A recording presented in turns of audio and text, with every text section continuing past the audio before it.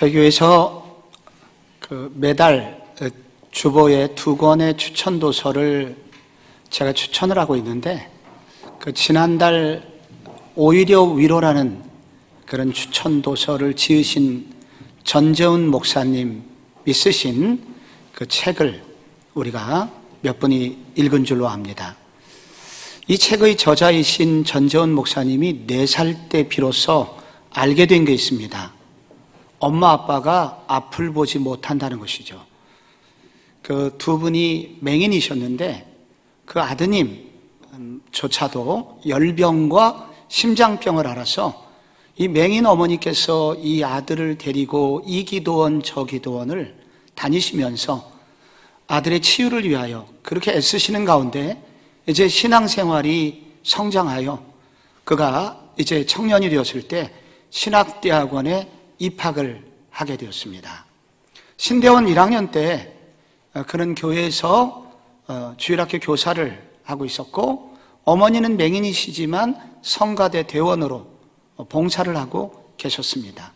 형님이 운전하는 봉고차를 타고 교회를 가던 중에 건너편에서 오는 트럭과 충돌을 하게 되었는데 형님의 과실로 그렇게 판결이 나게 됩니다.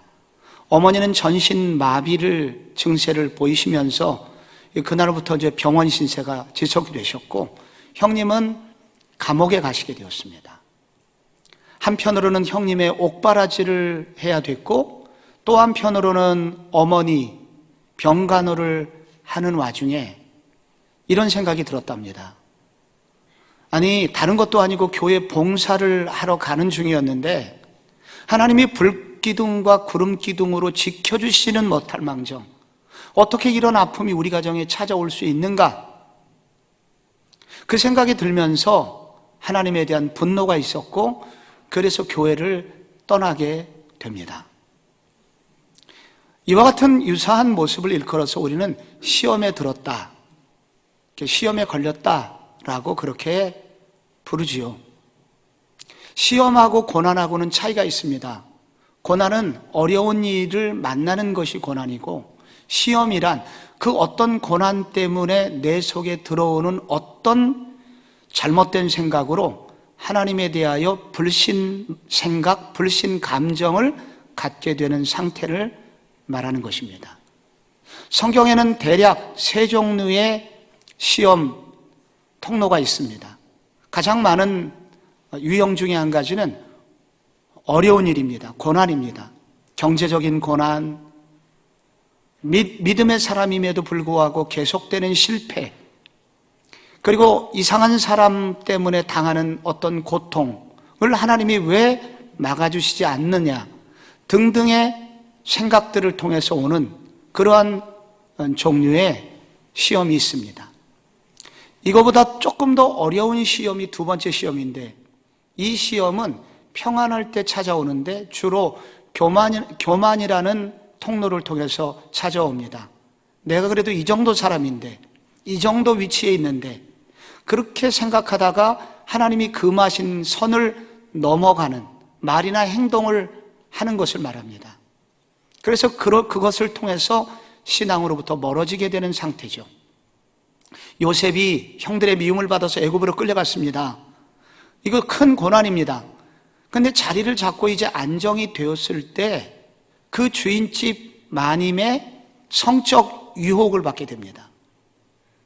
자칫 그가 내가 이 선은 넘어도 돼 라고 교만했더라면 넘어질 뻔했던 그런 위험스러운 순간이었습니다. 이게 바로 2번째 시험입니다. 그런데 이거보다도 훨씬 더 어려운 시험이 있습니다. 그것은 전혀 이해할 수 없는 고난을 만날 때입니다. 내가 잘못한 게 아무것도 없는데 전혀 이해할 수 없는 아픔이 계속되고 있을 때, 그때 우리는 의심하게 됩니다. 하나님의 사랑도 오해하게 되죠. 그래서 시험에 빠지게 되는 것입니다. 오늘 아브라함이 만난 시험이 창세기 22장에 기록되어 있거든요. 창세기 22장 1절에 지난주에 우리가 읽을 때 하나님이 아브라함을 시험하시려고 하면서 찾아온 것으로 본문이 시작이 됩니다. 시험 문제가 무엇이었습니까? 내 아들, 내 사랑하는 독자 이삭을 모리아산으로 데리고 가서 거기서 번제로 드려라. 하나님은 원래 사람을 제물로 받으시는 분도 아니고, 그리고 하나님께서 느지막이 이렇게 고생스럽게 아들을 주셨는데 도로 빼앗아 가셔? 이게 이해가 안 가는 그러한 시험이었던 것입니다.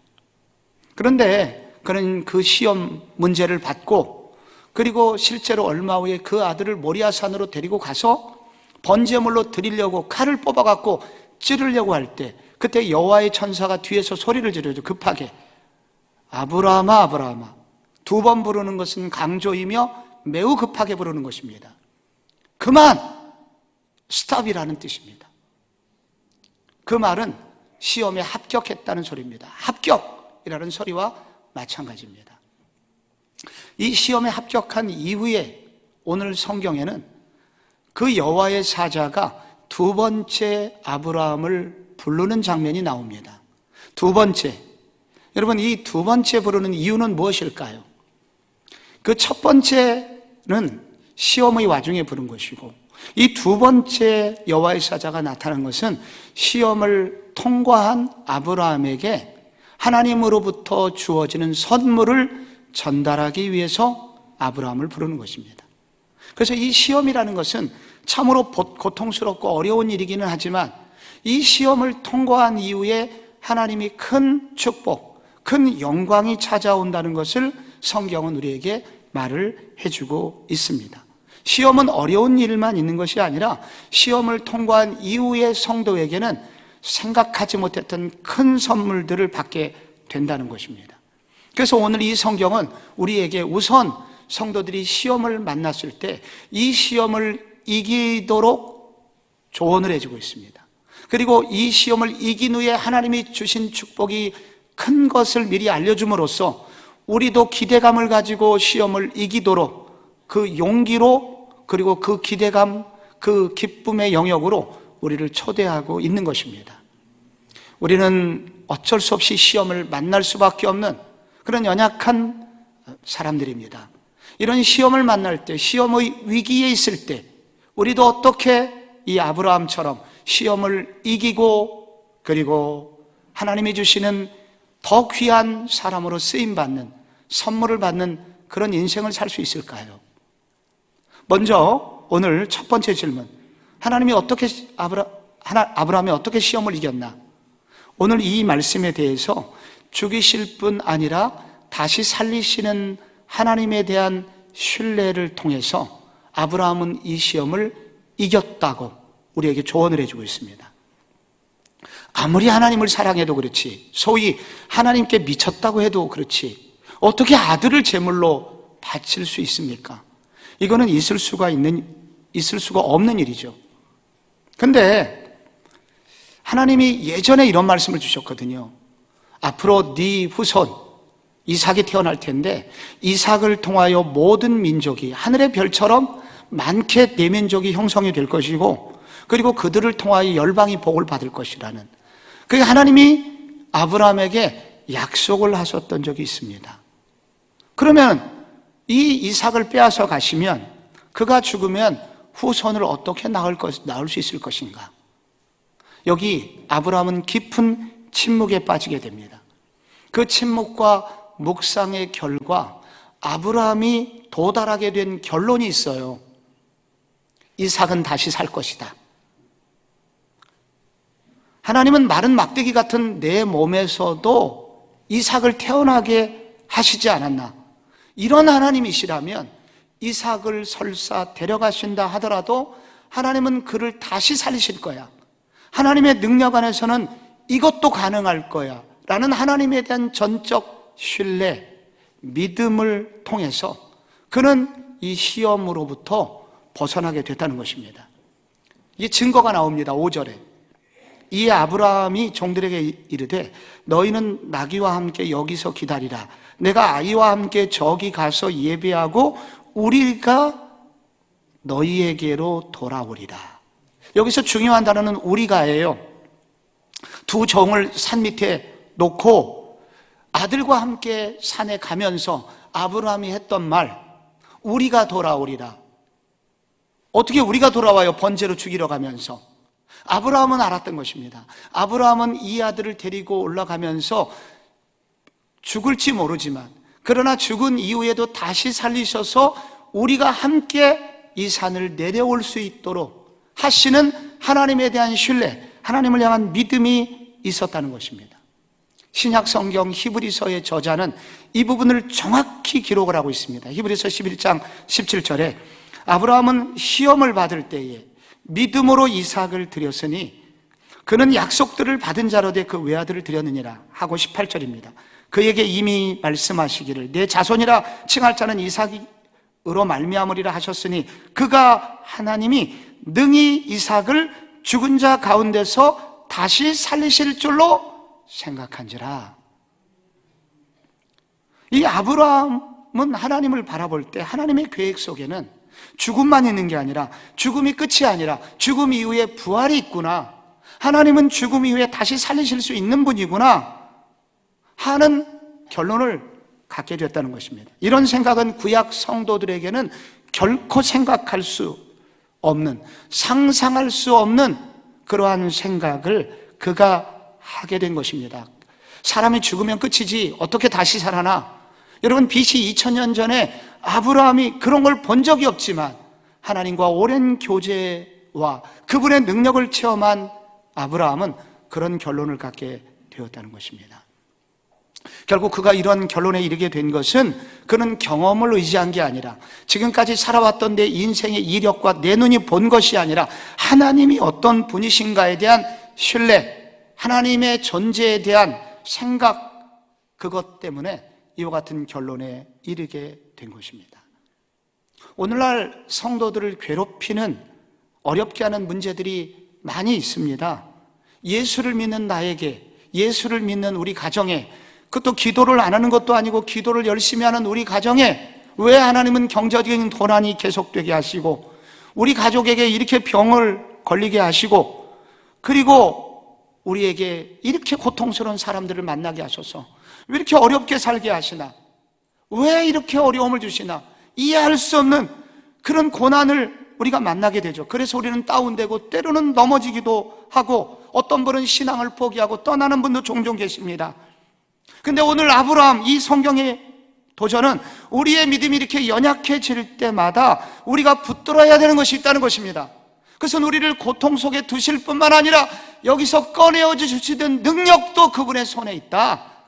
우리를 죽이시고 우리를 어렵게 하실 뿐만 아니라 그 이후에 더 큰 능력으로 우리를 건져내 주시는 능력이 그분에게도 있다, 그분 안에 있다 하는 하나님을 향한 신뢰.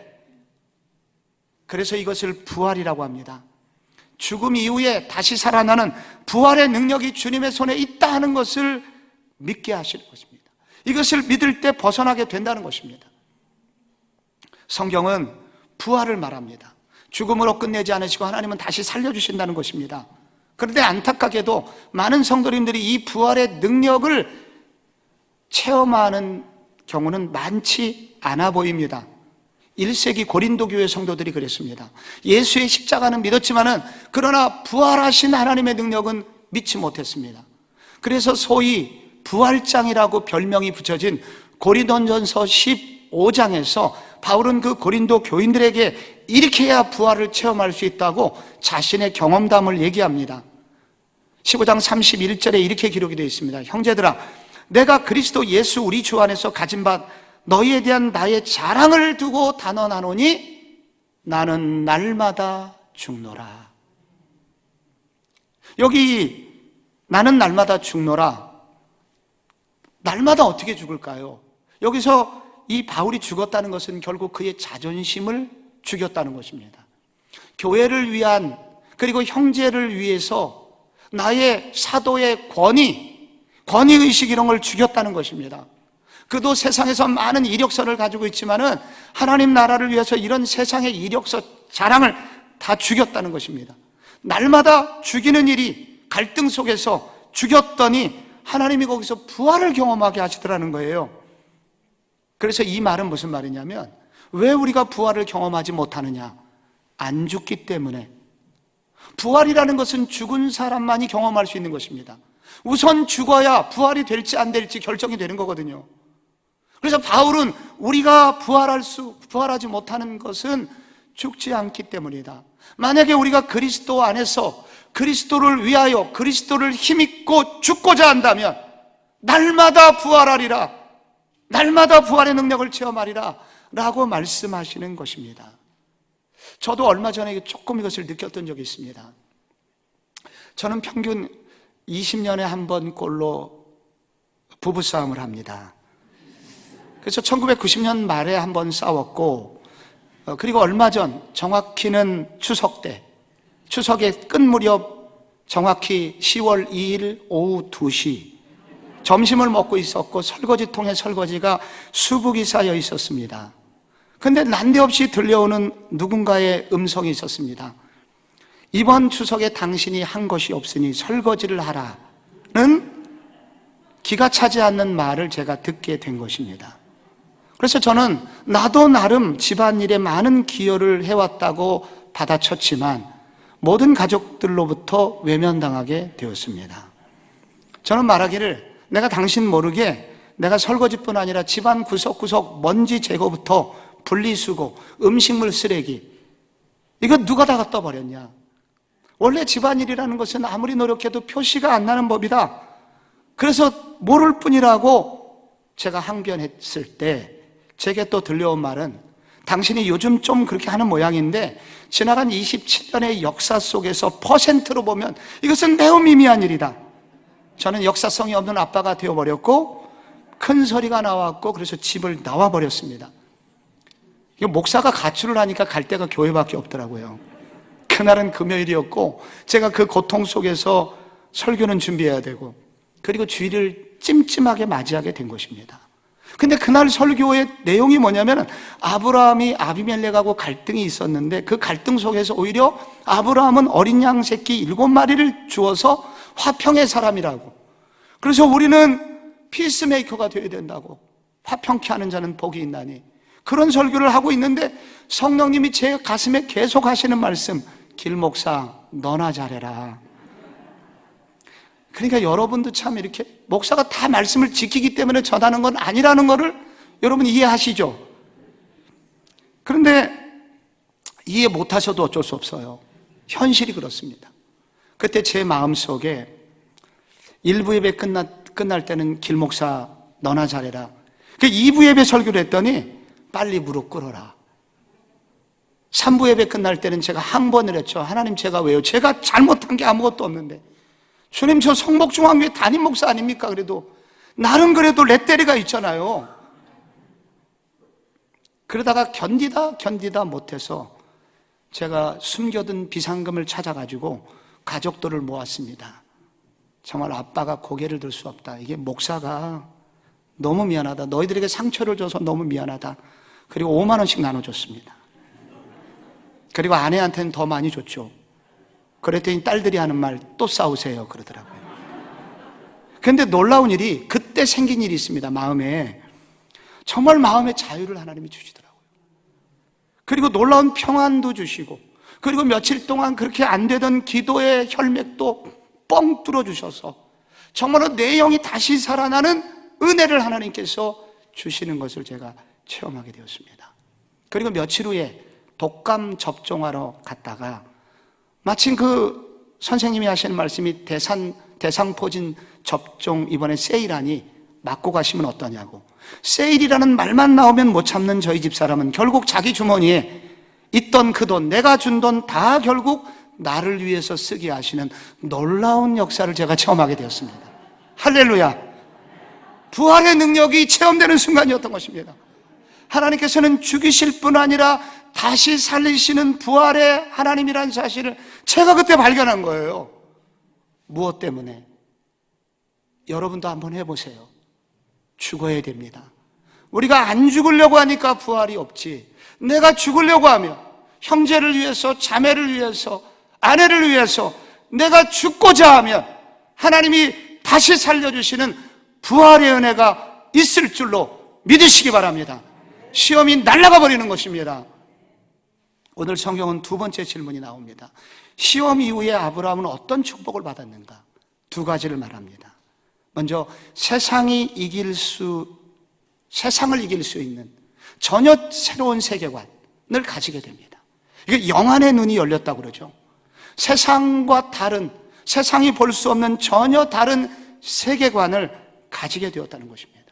여러분, 이 17절이 핵심인데 여러분 한번 같이 읽어주실래요? 시작! 내가 네게 큰 복을 주고 내 씨가 크게 번성하여 하늘의 별과 같고 바닷가의 모래와 같게 하리니 내 씨가 그 대적의 성문을 차지하리라. 또 내 씨로 말미암아 천하 만민이 복을 받으리니. 아멘. 여기 보세요. 씨가 여러 번 나옵니다.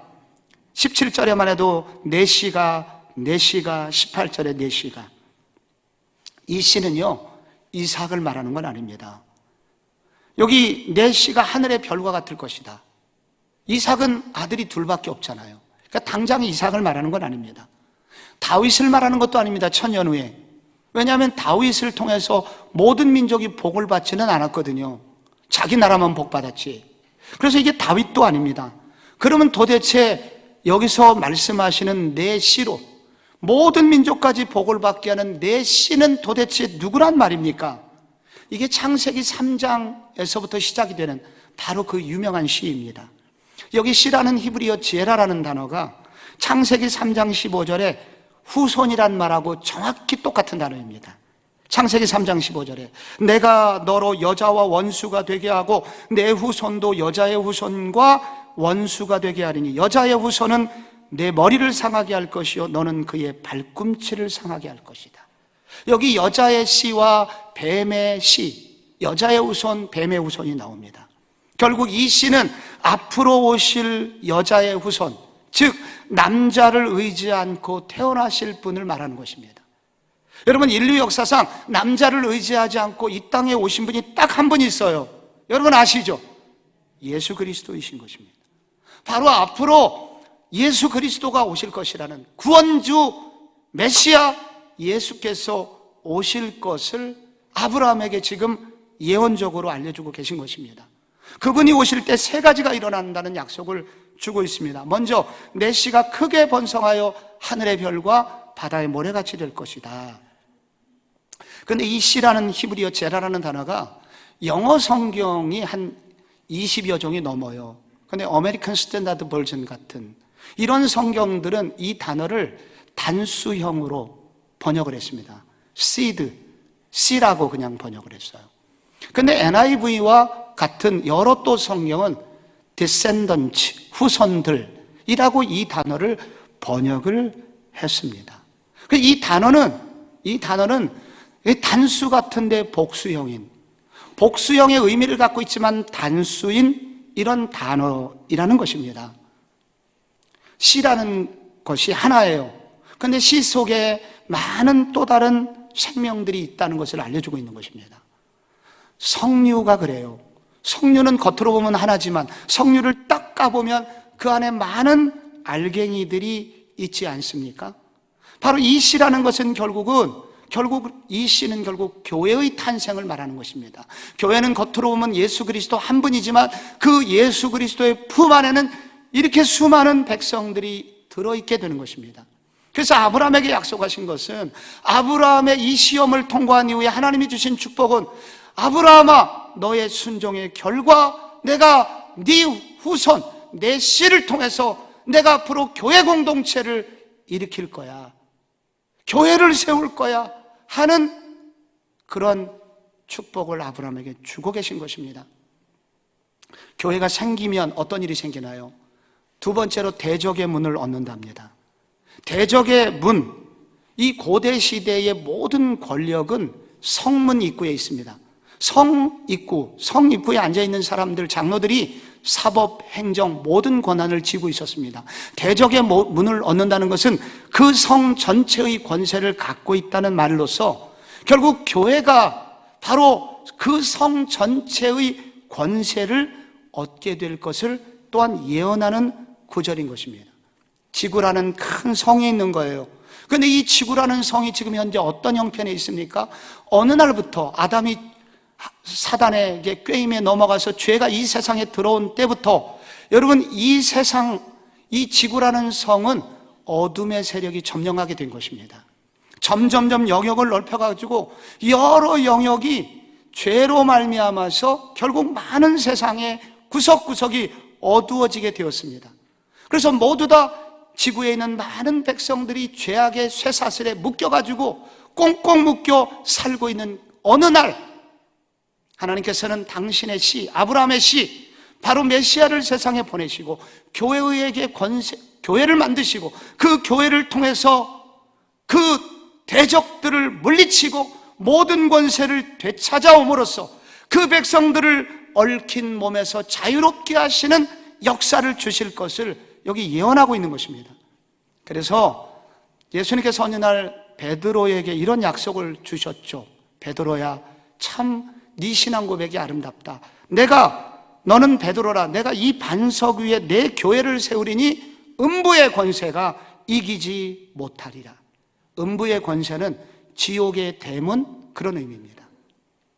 교회는 어떤 것이냐면 하나님께서, 메시아께서 교회의 통치자이고 우리의 왕이시기 때문에 교회에게 주신 권세는 너무도 놀라워. 이 교회는 지옥의 대문을 박차고 나갈 수 있는 능력을 주셨다는 거예요.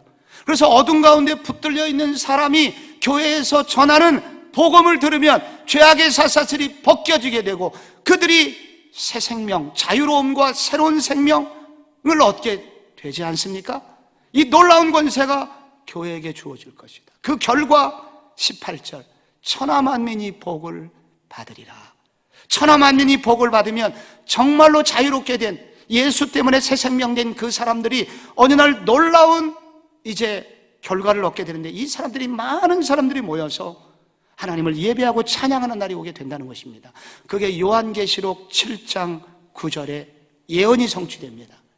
이 일 후에 내가 보니 각 나라와 족속과 백성과 방언에서 아무라도 능히 셀 수 없는 큰 무리가 나와 흰옷을 입고 손에 종려나무 가지를 들고 보라, 어린 양과 보좌 앞에 서서 찬양을 하고 있는 것입니다.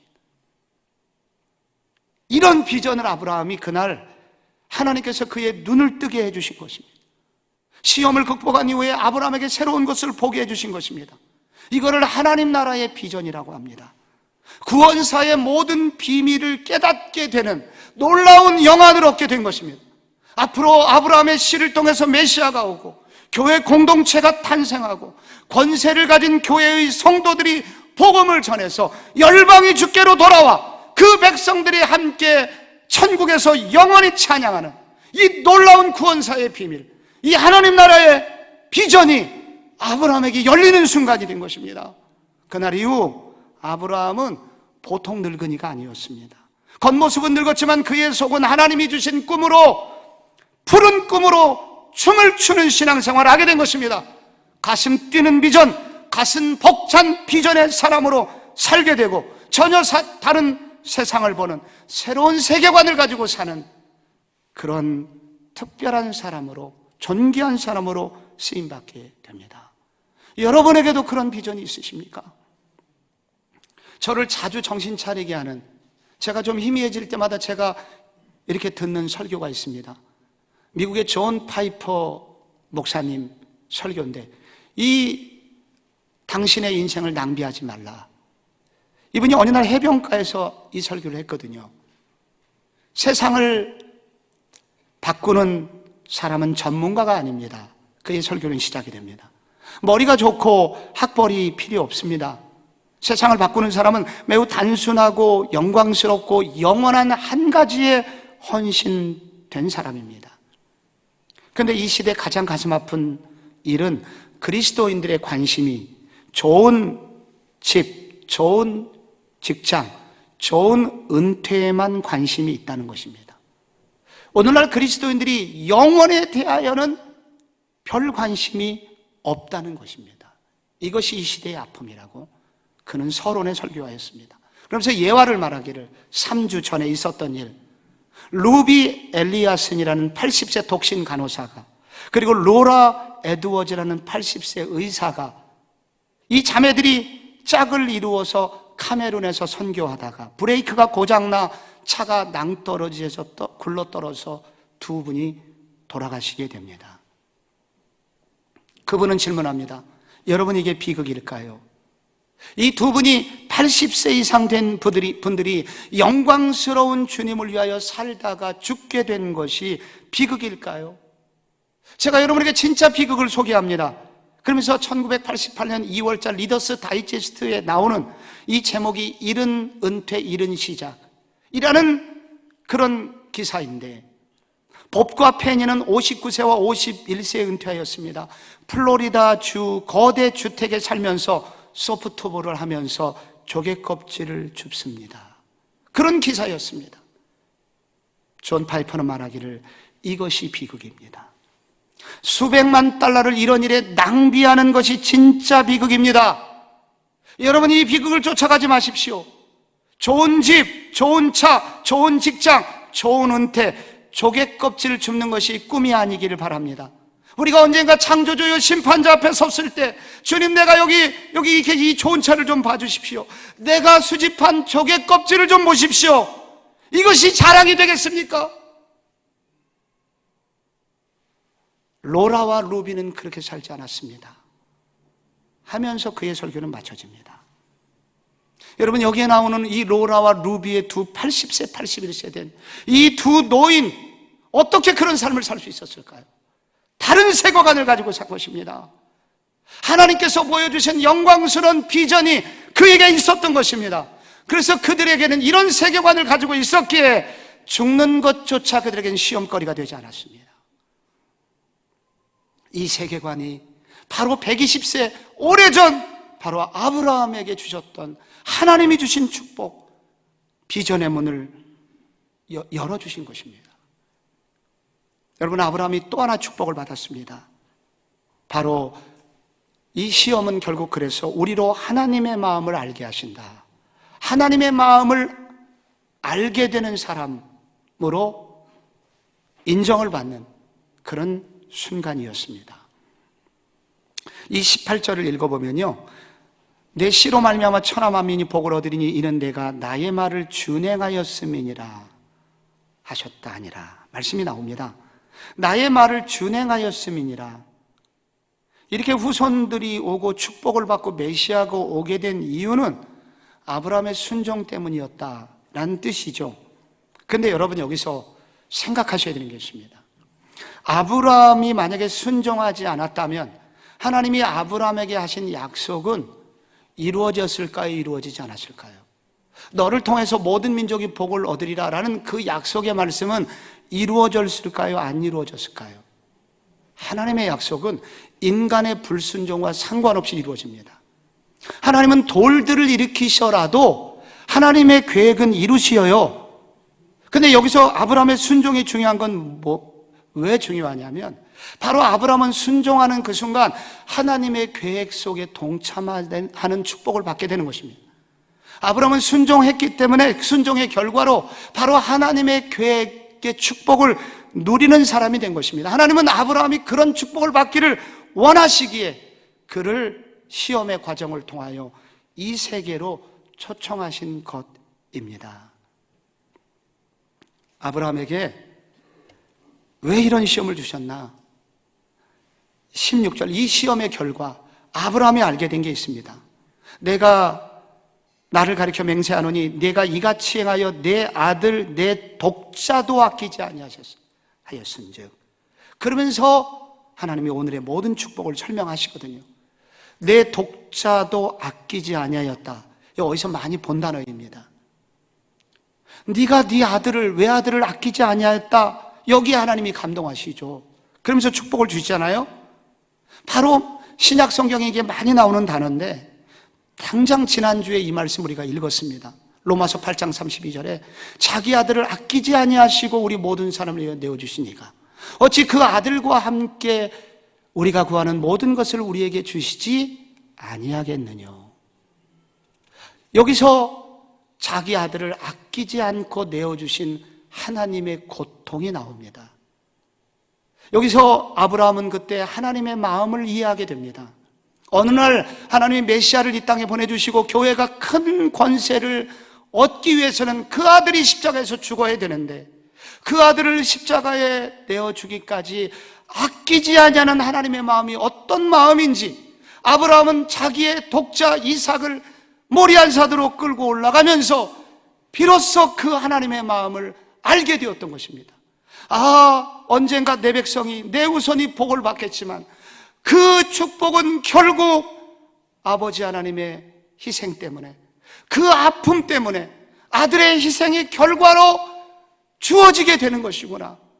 내가 어린 양의 죽음으로 말미암아 이렇게 내 아들이 살았던 것처럼 그 아버지의 희생 때문에, 아들의 희생 때문에 결국은 우리에게 주어지는 것이었구나 라는 사실을 깨닫게 되면서 그 하나님 아버지의 눈물, 하나님 아버지의 그 아픔을 알게 됩니다. 그 순간 하나님은 아브라함을 당신의 친구라고 인정해 주십니다. 이사야 41장에 이렇게 나와요. 그러나 나의 종 너 이스라엘아, 내가 택한 야곱아, 나의 벗 아브라함의 자손아. 아브라함이 그래서 하나님의 친구가 됩니다. 어린 딸이 성장하여 어느덧 엄마를 이해하게 되는 순간 딸은 엄마의 친구가 되죠. 어린 아들이 장성해서 아버지를 이해하는 순간 아버지의 친구가 되듯이 이 믿음이 약했던 아브라함이 믿음이 성장해서 하나님의 눈물을 알게 된 그 순간 하나님은 하나님의 마음을 그 아브라함에게 쏟아 놓으시는 것입니다. 그래서 이 아브라함은 그 시험을 통과한 이후에 하나님의 마음을 아는 하나님의 친구의 반열에 오르게 됩니다. 저는 설교의 서론에서 오히려 위로의 그 저자 전재훈 목사님 교통사고 얘기를 했는데, 이분이 교회를 떠난 수개월 후에 어느 날 매우 특이한 꿈을 꾸게 됩니다. 예수님이 십자가를 지시고 어렵게 골고다를 올라가는 꿈이었는데 그 뒤에 많은 군중들 속에 자기도 있었대요. 근데 예수님이 자꾸만 쓰러지고 넘어질 때마다 옆을 보셨는데 자기는 자꾸 예수님의 눈을 피했답니다. 눈길이 마주치면 그 무거운 십자가 자기가 져야 될까봐. 그래갖고 자꾸 눈길을 피하는 순간에 어느덧 골고다 정상에 올라갔고 예수님이 과정을 거쳐 십자가에 못 박혀 돌아가시고 그 밑에 명패가 있잖아요. 그 명패에 이렇게 쓰여져 있더래요. 전재훈의 십자가. 깜짝 놀라갖고 눈을 떴는데 가슴에 통증이 너무 심하게 느껴지고 그 기억은 지금까지 사라지지 않는다고 합니다. 우리가 누리는 이 은혜는 정말로 그리스도의 희생 때문인데, 그리스도께서 죽으신 것이 다른 사람이 아니라 나 때문에 죽으셨구나, 나 살리려고, 나를 회복시키시려고 예수님이 돌아가셨구나. 그리고 나서 그날 이후로 성경을 보니까 옛날에는 기도해서 부자된 야곱, 하나님의 축복을 받은 국무총리 된 요셉, 사자굴에서 막 나왔던 다니엘, 이런 것만 읽었었는데 성경을 보니까 예수님 때문에 스데반은 돌에 맞아 죽었고, 그리고 예수님의 제자들이 다 순교당한 것이 보이고 결정적으로 우리 구주께서 이렇게 돌아가셨다는 사실을 깨닫게 됩니다. 결국 복음의 핵심, 성경의 핵심은 우리 때문에 주님이 돌아가시고 그 아들을 내어주시기까지 하나님이 우리에게 아버지의 아픔 때문에 내가 복을 받게 된 것이구나. 그러면 나도 이 길에 돌아가야지. 그리고 돌아와 신대원을 마치시고 지금 목회의 길을 걷고 계십니다. 시험을 이긴 것입니다. 여러분을 어렵게 하는 시험은 무엇입니까? 오늘 아브라함에게 시험을 이기도록 부활의 믿음을 주셔서 시험을 이기게 하시고, 시험을 이긴 이후에 영원한 하나님 나라의 비전과 하나님의 마음을 아는 성숙한 하나님의 친구의 반열의 축복, 우리 성목중앙교회 교우들도 그 반열에 오르시기를 축복합니다. 그런 하나님의 비전이 우리 모든 성도들의 비전이 되시기를 축복합니다.